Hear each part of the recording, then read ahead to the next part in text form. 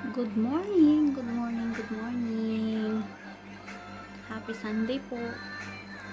Gabi pa dito sa Kuwait. 12:29. Hallelujah Jesus, thank you for this night. Salamat sa isang araw o isang linggo na pag-ingat mo sa aming lahat, Ama. Hallelujah, sa'yo lamang kami kumakapit at ikaw po ang aming sandigan sa lahat ng oras, minuto, segundo ng aming buhay. Lahat-lahat po ay amin pong lahat-lahat po ay amin pong hinihiling sa iyo at ipinagkatiwala po ang aming mga mahal sa buhay, Ama. Sa mga kapwa OFW, ingatan mo po sila kahit sa sulok ng mundo, ingatan mo po sila, Ama. Ikaw po ang aming patnubay sa araw-araw sa aming gawain. Sa iyo po kami humuhugot ng lakas sa aming pagtatrabaho araw-araw. Lord, patawad po sa aming mga kasalanang nagawa. Kahit na busy po kami sa aming work, pero sa iyo lamang kami umaasa, Panginoon. All glory and praises belong to you, Lord Jesus alone. In Jesus we pray. Amen. So, bago po ako matulog, mag-share muna ako ng aking mensahe. Hindi po aking mensahe pa, words of the day para po sa mga kapatiran. Akin pong gamitin ang aking channel sa pag-share ng words of God. Ang aking verse po ay makikita sa Samuel 16 verse 7. Ngunit sinasabi sa kanya ni Yahweh, huwag mong tingnan ang kanyang taas at kakisigan, sapagkat hindi siya ang pinili ko. Si Yahweh hindi tumitingin ng katulad ng pagtingin ng tao. Panlabas na anyo ang tinitingnan ng tao, ngunit sa puso tumitingin si Yahweh. Amen. Hallelujah. Hallelujah Jesus. Ang Panginoon po ay hindi tumitingin sa kagisigan ng tao. Ano ka man kalaki o kaliit. Ang Diyos po ay tumitingin po sa ating mga puso, mga kapatid ko. Hindi katulad sa tao, ang tao po ay tumitingin sa panlabas na anyo. Sabihin na ikaw ay mataba, ganyan, ikaw ay maliit, mataba, malaki, yan, malakas yan, ganito, ganyan. Hindi yan kagaya sa Panginoon natin, na ang Panginoon natin hindi siya tumitingin sa panlabas. Saan po siya tumitingin? Dito sa puso. Dahil alam ng Panginoon ang laman ng puso at isipan natin, mga kapatid ko kay Kristo Jesus. Kaya hindi mo pwedeng husgahan ang tao sa panlabas na anyo lang. Hindi mo po nakikita ang kanyang puso at isipan. Hindi mo po alam ang laman ng isip niya at puso niya, kapatid. Katulad po sa ating Panginoon, hindi po siya tumitingin sa panlabas na anyo. Dahil marami po na malaki siya tingnan, malakas siya tingnan, pero sa isang problema, sa isang trials lang pala ay madadapa na siya at nag-give up na. At ayaw na niyang bumangon. Marami akong kakilala na ganyan. Sabihin mo malakas siya, pero sa isang challenge o problema lang, hindi na bumibigay na siya. Ayaw na niya. Pero bilang mga anak ng Panginoon, hindi po tayo ganyan. Madapa, matisod, o ano mang mangyari sa atin bilang mga anak ng Diyos at tagasundod alipin ng Diyos, ay tayo po ay bumabangon at humuhugot ng lakas sa ating Panginoon. Amen. Dahil sa Diyos po tayo naniniwala. Sa kabila ng mga problema na ating kinakarap ngayon, huwag po tayong mangamba. Dahil meron po tayong Panginoon na sandigan. Ang ating Panginoon po ay makapangyarihan po sa lahat. Walang makapantay ng kanyang pagmamahal. Walang makapantay ng kanyang kapangyarihan. Wala ka pa rito sa mundong ito, alam na po ng Panginoon kung anong mangyari sa buhay mo, kapatid. Kaya lahat po ay magpakumbaba sa harapan ng Diyos. Huwag po tayong sa isang challenge lang, sa isang trials lang, isang pagsubok lang, ayaw na po natin, give up na po tayo. No. Ang lahat ng mga problema ay atin pong isurrender lahat sa ating Panginoon. Magtiwala po tayo ng buong puso. Surrender po natin lahat sa Kanya. Magkasala man po tayo, huwag po nating patagalin. Humingi po tayo ng tawad ulit. Humingi tayo ng tawad. Huwag na po nating patagalin na lumaki pa yung nagawa nating kasalanan sa harapan ng Diyos. Gumawa po tayo ng nakakalugod sa mata ng Diyos, mga kapatid ko kay Kristo Jesus. Masasabi dito Samuel 16 verse 7. Ngunit sinabi sa kanya ni Yahweh, huwag mong tingnan ang kanyang taas at kakisigan.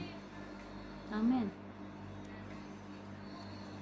Napakaliwanag po ng mensahe ng Diyos. Sa puso po tumitingin si Yahweh, hindi po sa panlabas na anyo.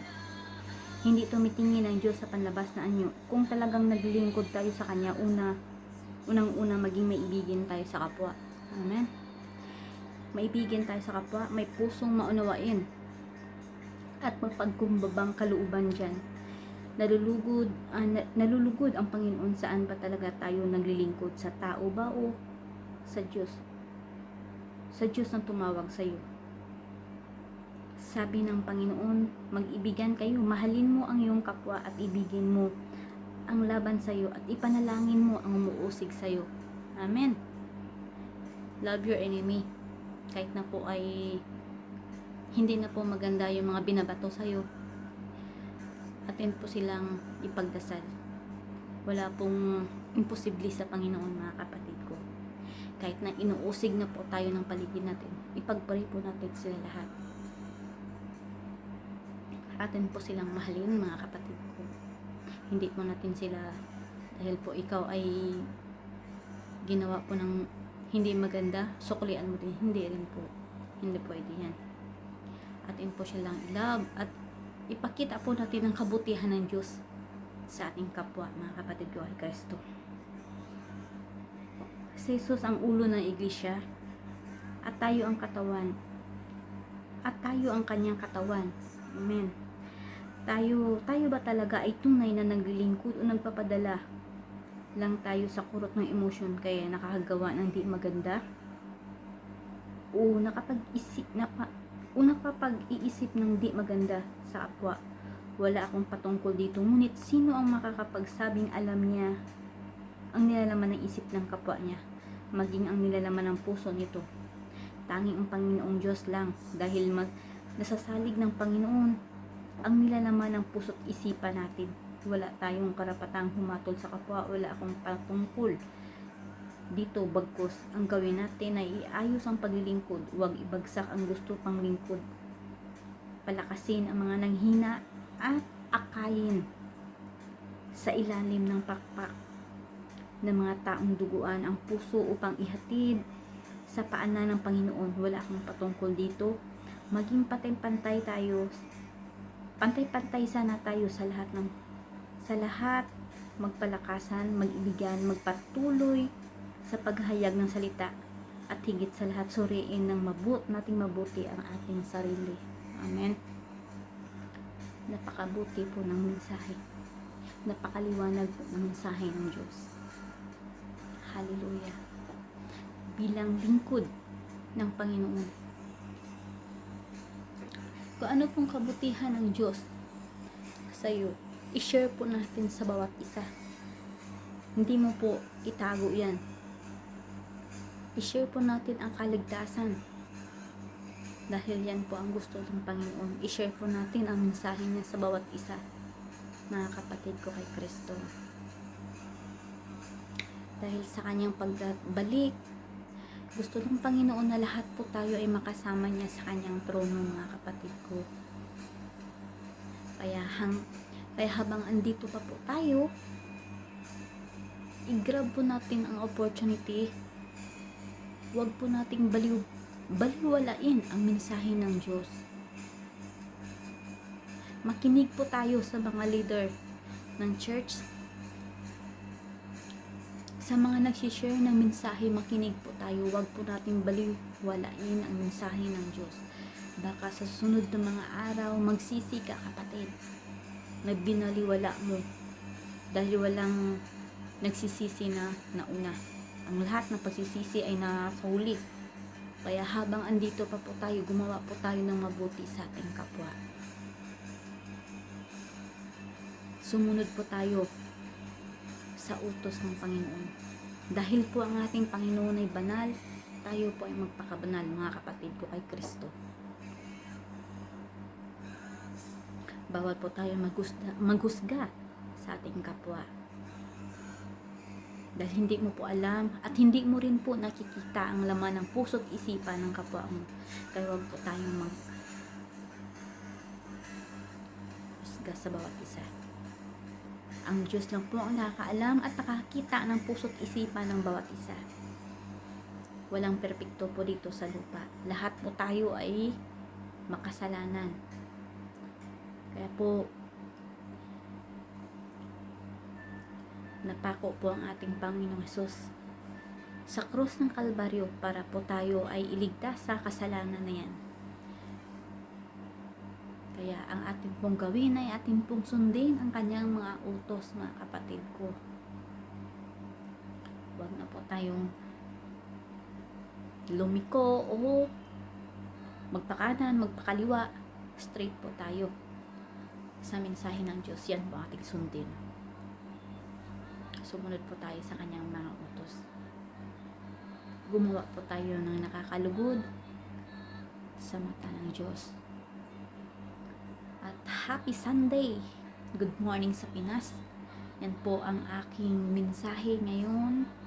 Good morning na po sa mga kapatid ko na nagwa-watch po ng video ko sa channel na ito, Jing Vlog. I hope ma-share po natin ang mensahe ng bawat isa. Hindi po ito para sa akin, kundi para sa ating lahat. Ginamit ko po ang channel na ito para po i-share ang mensahe ng Diyos para sa lahat. Hallelujah! Napakaganda at napakabuti ang mensahe ng Diyos para sa ating lahat. Mahal na mahal po tayo ng Diyos. Kahit saan sulok ka man ng mundo, nakikita po tayo ng Diyos. Hindi ka po nag-iisa.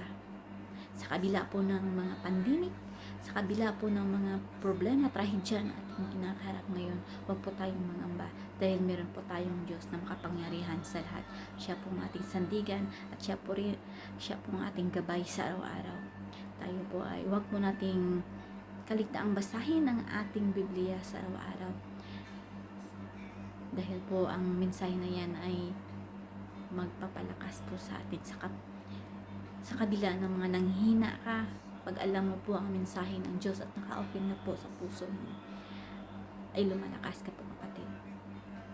Dahil ako, tested ko po yan lahat. Sa kabila ng pagod,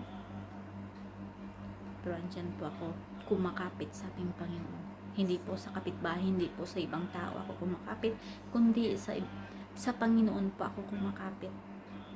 Dahil siya po ang nakaalam ng lahat. Every day is a gift from God. Sa kadagising po natin ng umaga, magpasalamat po tayo dahil ginising at binigyan na naman po tayo ng panibagong buhay ng Panginoon natin.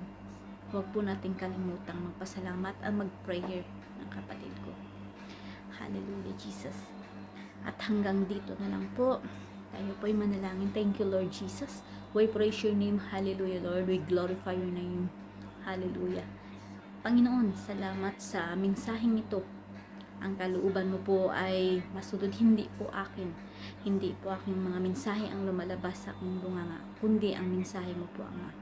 Lord, salamat sa umagang ito, Panginoon, na nakapag-share naman ako na ginamit mo po akong instrumento para i-share po ang mensahe mo para sa lahat. Lord, ang channel na ito po ay akin pong ginawa. Ito po ay para sa iyo, Ama, hindi po para sa akin. Para po ito sa pag-share ng mensahe para sa lahat. Kaligtasan po para sa lahat, Panginoon. Lord, hanggang dito na lang po ang aking mensahe or verse of the day ngayong umaga na to. Lahat po akong binabalik. All glories and praises belong to you, Lord Jesus alone. In Jesus' name we pray. Amen. Mga kapwa YouTuber, mga friend ko na nanood po sa video nito, huwag po nating kalimutan mag-like at mag-comment upang mapusuan ko po kayo at ma-replyan. At huwag po kalimutang, kung bago ka pa po sa channel ko, huwag pong kalimutang pindutin ang bell button na pula upang updated ka po sa mensahe ng Diyos. Hanggang andito na lang po. Paalam at good morning sa Pinas. Good night na po dito sa Kuwait. Paalam.